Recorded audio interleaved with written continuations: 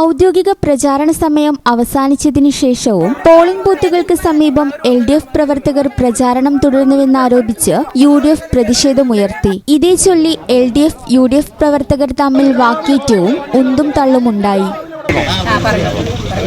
ഞങ്ങൾ ഉണ്ടാക്കിയ ഭക്ഷണം പോലും തീയത്തായിരുന്നു. അതുപോലും ഇവർ വാങ്ങിയിട്ട് ഇവിടുന്ന് കൊണ്ടുപോകണം എന്ന് പറഞ്ഞ് ഞങ്ങളെ കൊണ്ട് അവിടുന്ന് കൊണ്ടിരിപ്പിച്ച ഒരവസ്ഥ എല്ലാം ഞങ്ങൾക്ക് തടസ്സം ഉണ്ടാക്കുകയാണ് ചെയ്തത്. എല്ലാ കാര്യത്തിലും വർഷങ്ങളായിട്ട് ഭക്ഷണം വെക്കുന്ന ഒരു വീടാണ്.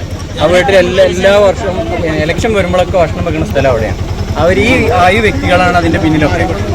അവർ പിന്നെ ഒരു 1.5 മാസമായിട്ട് ഒരു വീട് കേന്ദ്രീകരിച്ച് അവിടെ താമസമാക്കിയിട്ട് അവിടെ പാർട്ടി ഓഫീസാക്കിയിട്ട് അങ്ങനെയാണ് അവർ. പോലീസ് പിടിക്കാൻ വന്നപ്പോൾ വാക്കുതർക്കം അതെങ്ങനെയായിരുന്നു? വീഡിയോ ഒക്കെ എടുത്തിട്ടുണ്ട്. വീഡിയോ വ്യക്തമായിട്ട് പറയാനില്ല. വീഡിയോ എടുത്ത് നമുക്ക് കൈമാറാം.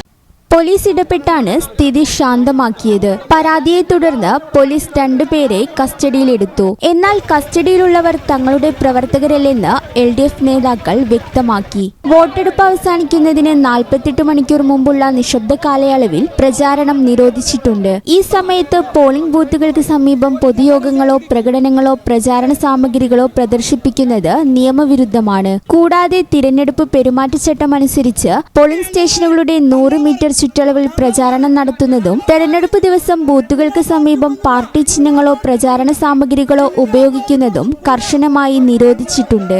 UDFന്റെ പരാതിയെ തുടർന്ന് പോലീസ് 2 പേരെ കസ്റ്റഡിയിലെടുത്തതായി അറിയിച്ചെങ്കിലും കസ്റ്റഡിയിലുള്ളവർ LDF പ്രവർത്തകരല്ലെന്ന് പ്രാദേശിക CPI ബ്രാഞ്ച് സെക്രട്ടറി പറഞ്ഞു. ഈ ചാനൽ ന്യൂസ്, നിലമ്പൂർ.